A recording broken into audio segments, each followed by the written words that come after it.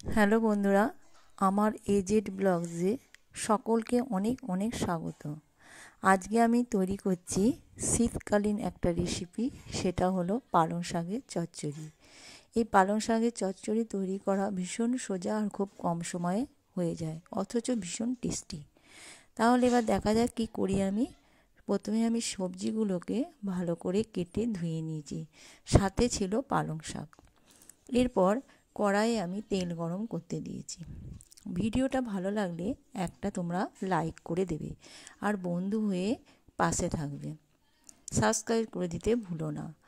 তার মধ্যে দিয়ে দিলাম পাঁচফোড়নটা ভালো করে আমি বেশ ভাজা ভাজা করে নেব তেলের সাথে। এটা অবশ্যই করবে, নালে কিন্তু খেতে ভালো লাগবে না। আর পারলে একটা শুকনো লঙ্কা দেবে। আমি দুটো দিয়েছিলাম, তোমরা ঝাল মতো তোমাদের সুবিধা মতো দেবে। বেশ লাল লাল হয়ে গেছে, ভাজা ভাজা হয়ে গেছে। এরপর আমি সমস্ত সবজিগুলো দিয়ে ভালো করে নেড়ে নিয়ে নুন হলুদ দিয়ে ভালো করে আমি এবার নামিয়ে নেব। আমার রেসিপি সম্পূর্ণ তৈরি। তোমরা ভালো থেকো, সুস্থ থেকো।